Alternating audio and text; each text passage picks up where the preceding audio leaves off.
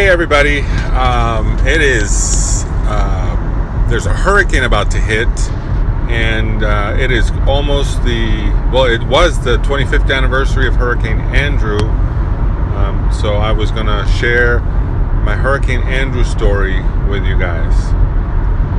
So 25 years ago, I remember there was a hurricane watch, and everybody knew that we were going to have a storm. And I remember it was Saturday night, and I had been out with a friend, and I was pumping gas, and I hear on the news that definitely get ready for this thing because it's really going to hit, and it's for real, and that it's a very strong hurricane. So I said, well, great. Well, not great, but damn it, I have to make plans. So I set my alarm. It was already 4 a.m. because we had been out late. So I set my alarm that I was going to get up at, I think it was at 6:30 or 7. So I set my alarm for 7, and remember getting dressed and going to the store to buy supplies. And there were hundreds of people in line to get into the grocery store. Not in the grocery store, in line to get in. There were so many people in the grocery store that it was, I guess, a fire hazard, or they were worried about people were going to get into fights or something. So I was in line to get groceries and water and all that stuff. By the time I got to the store, it was cleaned out. I remember, I hate tuna, but that's the only thing on the damn shelf. So I picked up some cans of tuna. There was no water. I got a couple of things, but it wasn't much. And I remember I told my friend, it's let's go and let's see if we can go to another supermarket. Pretty much every supermarket in town was cleaned up, and it was just a nightmare to get stuff. Then I remember I had to buy tape because the plywood was sold out, and we were all worried about stop signs and stuff flying through. They were going to hurt you, flying through the windows, that were going to kill you. So they made you tape your windows so that if the glass was shattered, at least you wouldn't get a flying, or that would minimize the risk of flying bits of glass and stuff. So I remember I did buy some tape, and it was just a kind of a nightmare. And by then it was already, I think it was already 4:00 in the afternoon, and I had already taped up the windows, and I've done what I could, but I didn't have much, and I certainly didn't have enough groceries and stuff to eat. You try to prepare for the worst. And then my friend got a phone call from his boss. He worked at a fast food restaurant, and his boss said, "Hey, I need you to go to the restaurant and put the cash registers in your trunk." And he asked me to see if I could help him because I had a big car with a fairly large trunk. So I said, all right, well, I'll go with you. I mean, it was already pretty late, and I had already finished what I could finish. So we headed off to the restaurant.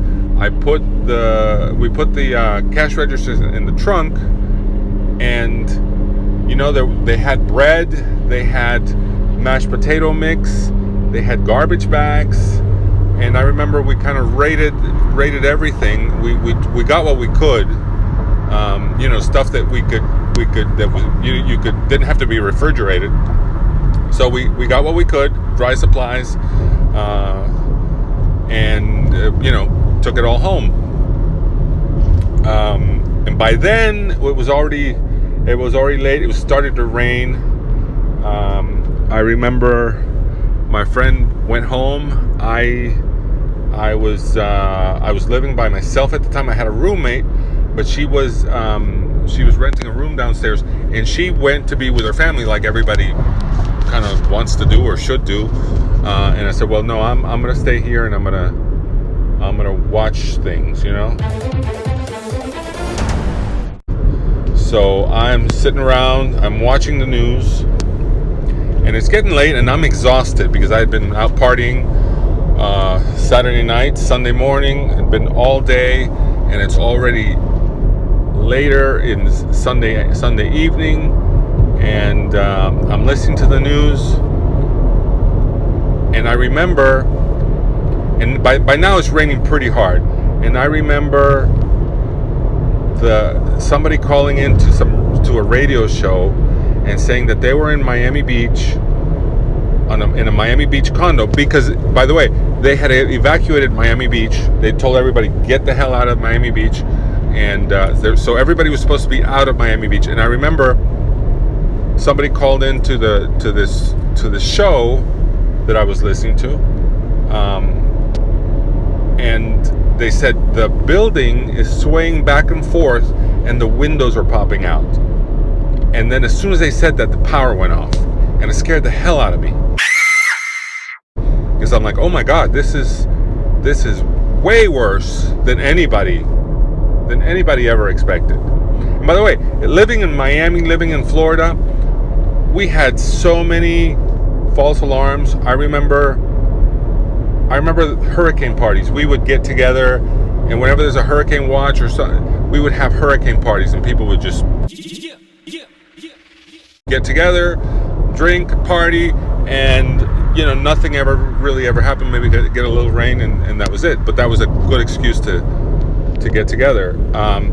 This thing was different. So when the power went off, I'm like, oh my God, everything. And it was dark, and I was like, oh, and all I could hear the rain, and I'm already exhausted. So I remember I just I went to sleep, and then I guess a couple hours had gone by, and the phone was ringing. And what I had done, and by the way, I had a condo that was all windows, and it was a very nice condo at the time. It was all windows. Every single room had big windows, and since I didn't board them up, I was terrified that something would fly through the window and kill me. So I remember the only place in the whole apartment that was protected was the hallway to the master bathroom, and I had made a little bed in the hallway there, and I was asleep. I was passed out asleep because I was so tired. And I remember the phone woke me up. The phone was ringing and ringing and ringing. It rang forever, and it was my roommate, and she's like, oh my God, are you there? And I'm like, yeah. It's like, I can't believe you're staying there. It's happening. And I'm like, well, yeah. And I was asleep, but the one thing, how they always say it sounds like a freight train. The hurricane, the wind sounds like a freight train. Guess what? It sounds exactly like a freight train.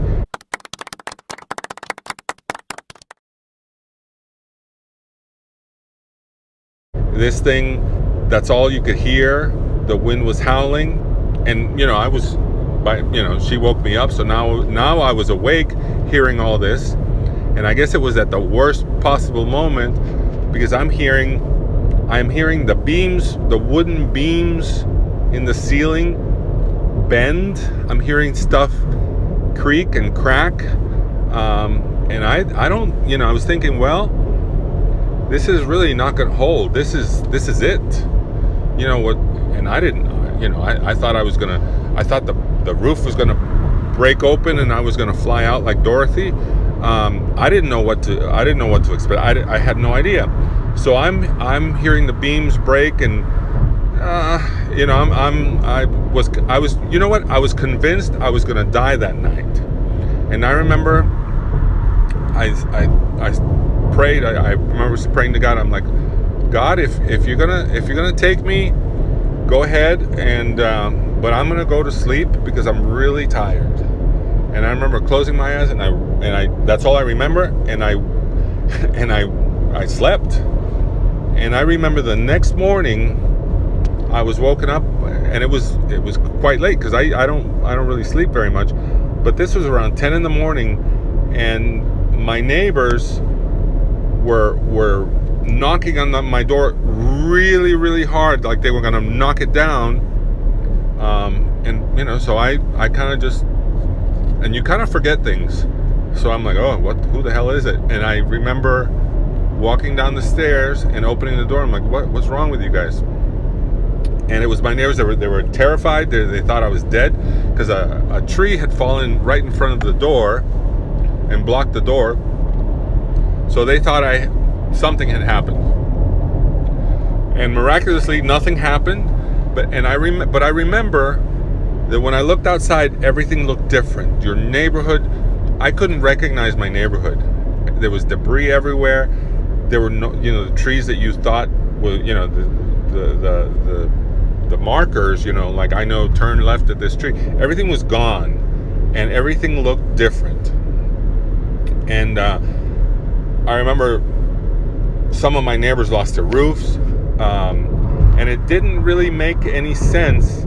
It was like some people were okay, some people nothing happened to their house, some people lost everything, and it just depended on like the vortices, the vortices, because apparently that when a hurricane comes through, it creates hundreds of tornadoes, and then those tornadoes is really what causes some of the damage. It was awful. So I remember that day we went out driving, which probably was not the smartest thing to do, but everybody else was doing the same thing. And we went to the store.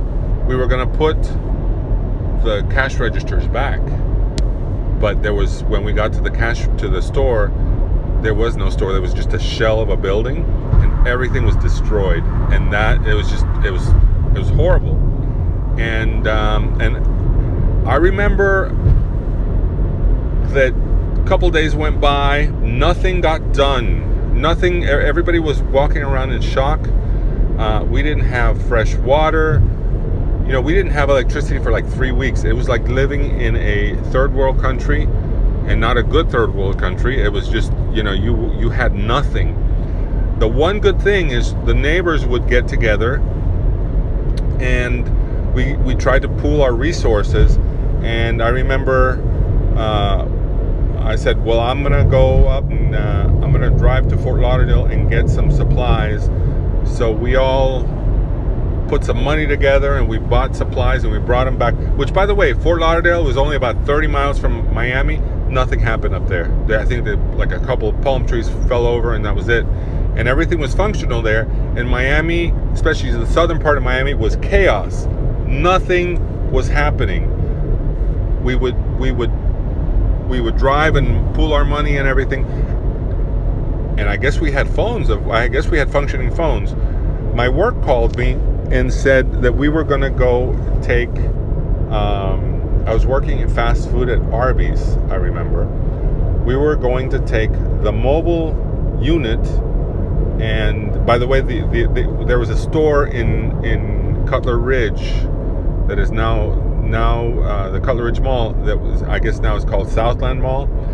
The store was destroyed. The roof of the shopping center collapsed, and everything was just messed up. So we were gonna make some roast beef sandwiches and take to give them out to people. So when we got there, I didn't expect to see what I saw. It was people that hadn't eaten in days, and they're asking me, we're giving out stuff away as fast as we can. And I remember people coming up to me saying, listen, can I have another one for my children? We haven't eaten in days. Do you have any more? And it was until the moment we ran out of everything. And I remember wanting to cry because I couldn't help these people. And there was nothing, and no one was doing anything. It seemed like no one was in charge. Somebody in charge at Miami-Dade County went on TV, and I remember they said, "Where is the damn cavalry?" Because everybody was overwhelmed, and that is when President Bush, and I think it was the first President Bush, sent the National Guard. As soon as they sent the National Guard, things started getting normalized. They set a curfew because there were lootings, and it was a mess. And finally when the National Guard came in, it settled things. And they brought food, and they brought the mobile kitchens and mobile hospitals and everything. And it finally, and I remember it was like a sigh of relief that, okay, at least something is getting done finally.